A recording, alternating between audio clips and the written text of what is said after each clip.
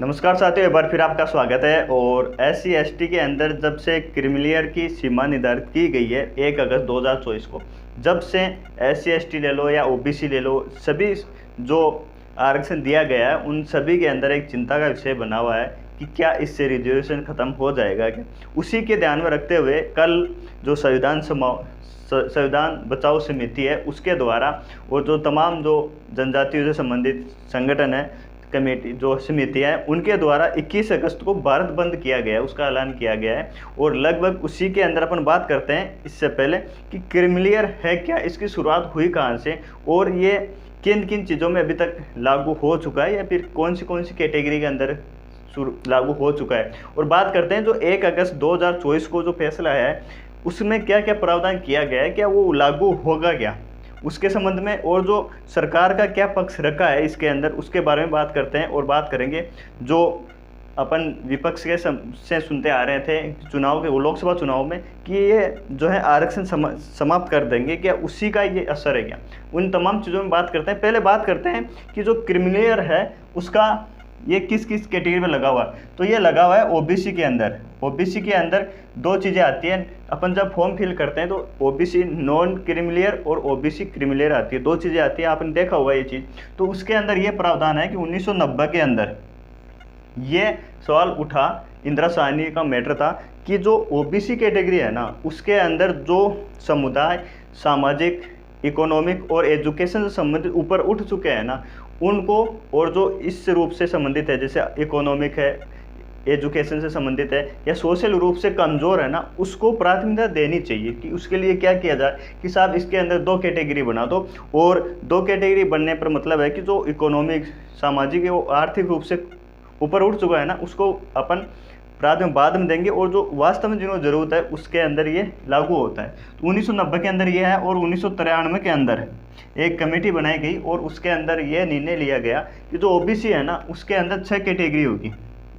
6 category बात सबकी बात नहीं करेंगे, अपन बात करेंगे जो अभी अपने OBC के अंदर क्रीमिलेयर और नॉन क्रीमिलेयर है वो क्या है, क्या वो चीज़ वो भी तो पता होना चाहिए। अपन फॉर्म फिल करते हैं तब सामने आती है कि साहब OBC नॉन क्रीमिलेयर या क्रीमिलेयर। तो वो उस टाइम पर ये प्रावधान किया गया था कि जिस व्यक्ति की वार्षिक आय 1 लाख है 1993 के अंदर, वो क्या करेगा, जो 27% OBC का रिजर्वेशन है उसमें फॉर्म फिल नहीं कर सकता, जो सरकारी नौकरियां हैं या उसमें या रिजर्वेशन प्रमोशन है उसमें फॉर्म फिल नहीं कर सकता, वो जो है वो जनरल से फॉर्म भरेगा, फिल करेगा। अब अपन बात करें साहब कैसे काउंट होती है 1 लाख, क्योंकि अपन जो है जो प्राइवेट काम कर रहे हैं वो OBC से फिल करते हैं, जो सरकारी हैं तो सरकारी डेटा होते हैं, जो ITR भरते हैं उनका, या सरकारी जो कर्मचारी हैं वो 1993 बात है, इसमें धीरे धीरे संशोधन होता गया। वर्तमान में बात करें तो वर्तमान में 8 लाख जिस व्यक्ति की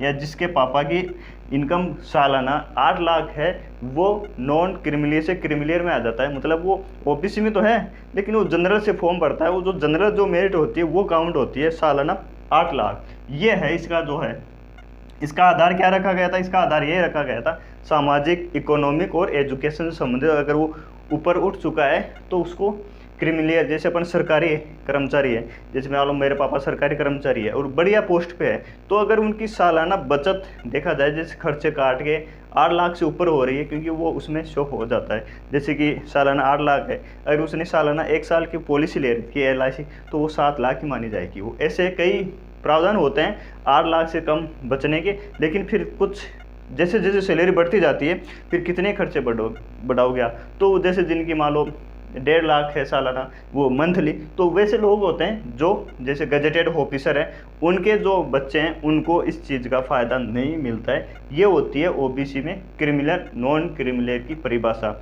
ये दी गई थी 1993 में, और अभी वर्तमान में 8 लाख है। ये अगर 8 लाख आपकी सालाना है, जैसे प्राइवेट वाले काम कर रहे हैं, जैसे मान लो मेरे पास प्राइवेट है तो उनको ये है कि वो 10-12 लाख तक ITR भरते हैं, तो उसमें ऊपर नीचे कर रहते हैं तो सरकार को पूरा खर्चे ज़्यादा दिखा देते हैं, तो वो बचत होती है वो इतनी नहीं होती। अब बात करते हैं जो SC ST के अंदर 1 अगस्त 2024 को जो फैसला आया था उसमें क्या क्या प्रावधान किया गया। 1 अगस्त उसके अंदर प्रावधान क्या किया गया, उसके अंदर ये प्रावधान किया गया है कि 7 जजों की बेंच थी, इसमें 7 जज थे और 7 जज इन्होंने फैसला दिया है, उनके सामने ये सवाल आया कि जो SC/ST में अनुसूचित जाति और अनुसूचित जनजाति के अंदर जो सामाजिक, इकोनॉमिक और एजुकेशन से संबंधित जो समुदाय हैं, कुछ समुदाय हैं जो ऐसे इतने सक्षम नहीं हैं, उनको अलग किया जाए, और जो इससे ऊपर उठ चुके हैं उनको अलग किया जाए। इसकी निर्धारित सीमा होनी चाहिए, ये उन्होंने दिया है। और जो ये फैसला दिया है ये भी याद रखना है, 6-1 से।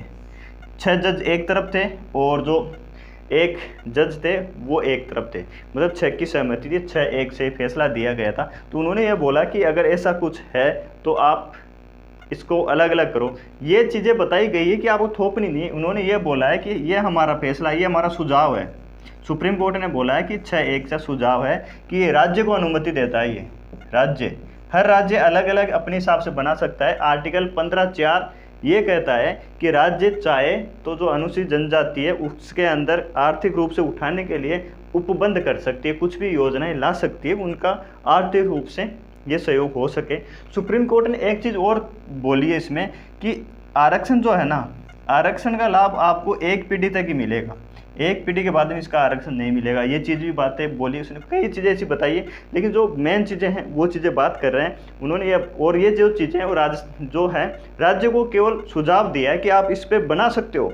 इसमें क्या होगा, इसमें ये आप ये समझो कि जैसे मान लो कोई भी कर्म SC/ST के अंदर जैसे बढ़िया अधिकारी है या गजेटेड ऑफिसर है, जैसे वो ST अपने OBC में था, वैसा अगर SC/ST के अंदर है तो ज़्यादा फायदा वो ले पाएंगे। तो वो उन्होंने ये बोला है कि राज्य चाहे तो ऐसा उपबंध कर सकती है, कोटे के अंदर आरक्षण के अंदर आरक्षण में उप आरक्षण कर सकती है, उप आरक्षण कर सकती है। कैसे, मतलब 15% SC को दिया जाता है और 7%, 7.5% ST को दिया जाता है। तो इसमें यह कहा गया है कि जो सामाजिक, आर्थिक और इकोनॉमिक रूप से या एजुकेशन संबंधित ऊपर उठ चुका है उसको प्राथमिकता नहीं देनी है। आपको पहले प्राथमिकता देनी है जो सामाजिक आर्थिक रूप से कमज़ोर है ना SC/ST के अंदर, पहले उनको लेके आओ आप और फिर बाद में उनको लेके आओ। तो इसके लिए क्या होगा कि इसके लिए आपको क्रिमिनल की सीमा बनानी पड़ेगी।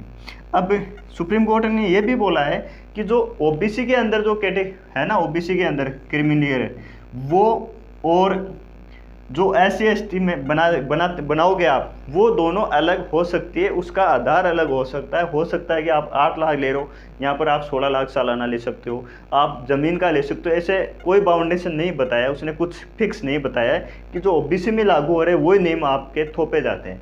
और सुप्रीम कोर्ट ने यह भी बोला है कि जो ये है हमारे सुझाव है, ऐसा कुछ करना चाहिए राज्य को कि जो वास्तव में जिनको ज़रूरत है, कुछ ऐसे आप भी देखोगे आसपास में। या फिर एक चीज़ अपन ये भी देखें कि जो एजुकेशन है आज के सिस्टम में ले लो या कहीं से भी ले लो, जिसके पास ज़्यादा सुख सुविधाएं हैं तो वो उसी हिसाब से पढ़ाई कर पाता है। जो सुख सुविधाएं कम होती है, पैसे कम होते हैं, तो उसको एक तैयारी करने में 4 साल लग जाते हैं। जिसको सुख सुविधाएं ज़्यादा हैं, शुरू से बढ़िया मिल रही, तो वो 1 साल के अंदर ही ये हो जाता है। ऐसा नहीं है कि क्या पढ़ने वाले या जो मेहनत करने वाले क्या उनका सिलेक्शन नहीं होता, ऐसा नहीं है, लेकिन टाइम लग जाता है उसके अंदर। ऐसा कुछ उन्होंने सुप्रीम कोर्ट है उन्होंने ये सुझाव दिया है राज्यों को कि ये है। फिर जब से 1 अगस्त से ये आया तब से यही माहौल बनाया जा रहा है कि साहब आरक्षण खत्म कर दिया जाएगा आपका, तमाम वो चीज़ें चलाई जा रही है और अपन वही ही सुन रहे हैं। उसी के रखा गया है 21 अगस्त को भारत बंद रखा गया है, 21 अगस्त को कल भारत बंद रखा गया है साहब। अपन बात करें और थोड़ी सी आगे चलें, इसके बाद में जो है राज्य सरकार को ये बता दिया गया कि आप ये उपबंध कर सकते हो अलग अलग तरीके से। फिर कल जो है 21 अगस्त है उसको भारत बंद का ऐलान कर दिया गया है। उसी के साथ उन्होंने ये भी बोला है कि जैसे ये 1 अगस्त को आ गया था, फिर 9 अगस्त को क्या हुआ, 9 अगस्त को जो है अपने केंद्रीय मंत्रिमंडल है, कैबिनेट मंत्री, उनसे जो संविधान बचाओ समिति अध्यक्ष हैं, अलग अलग जो मंत्री भी है SC/ST के मंत्री होते हैं, वो सब उनसे जाके मिले हैं।